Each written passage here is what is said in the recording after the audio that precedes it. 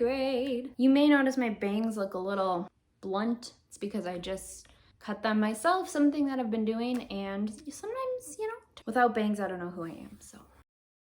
This video is going to go over what to consider for your last task of the week. At this point, you've completed peer review and self-review on EduFlow. You got a little taste of fame and now you can't let it go. You are now ready to reflect on the feedback you received from your peers.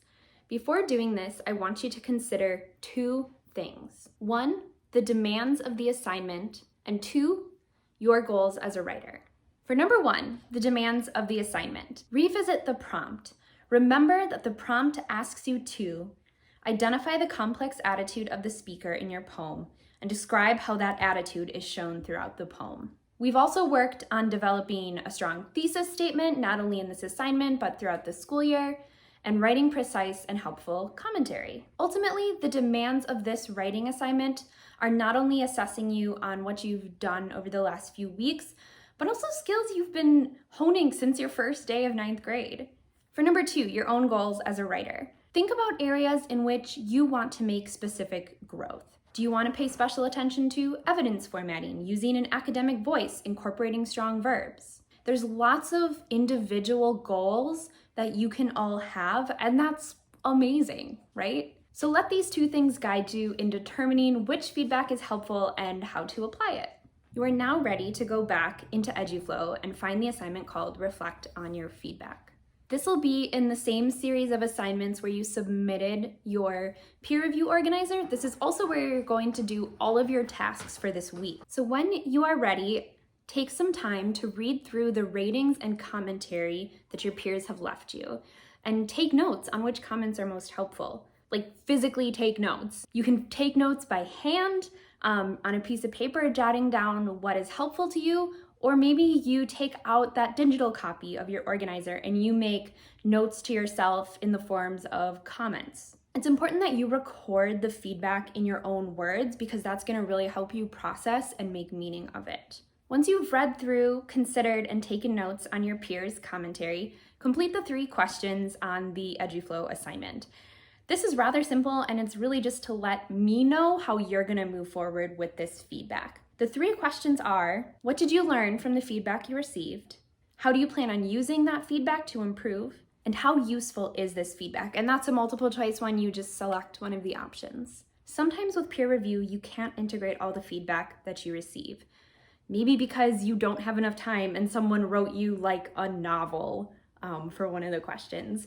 Or maybe because it's not really relevant to your personal goals or the goal of the assignment.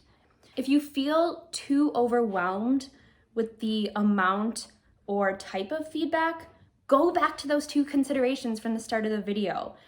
1, the demands of the assignment, and 2, your own goals as a writer. At the end of the day, you are writing and you need to feel ownership over what you are creating.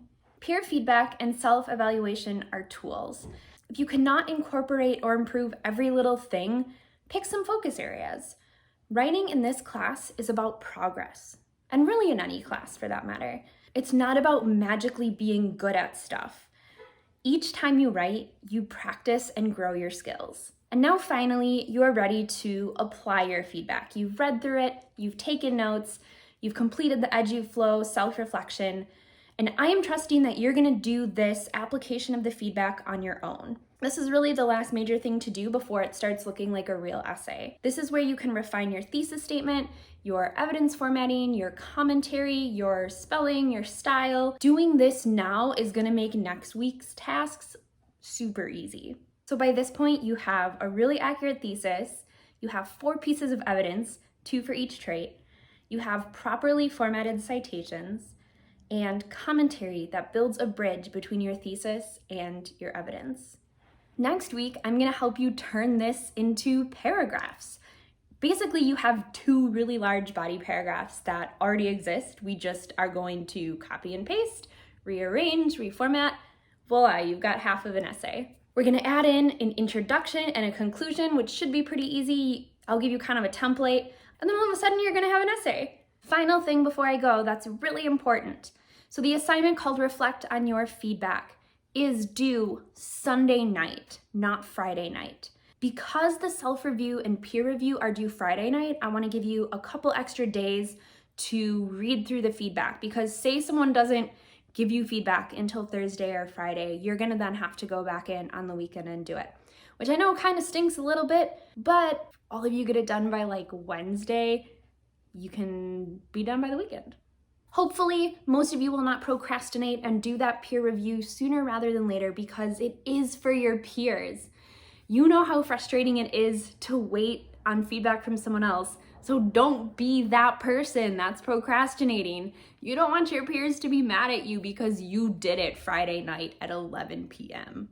I miss you guys so much. I wish we could all be together. Can't say that enough. Bye. A student of error who can only prevail, 'cause learning is trying and trying is hard. When it feels like falling's gonna tear you apart, but now I'm ready to win.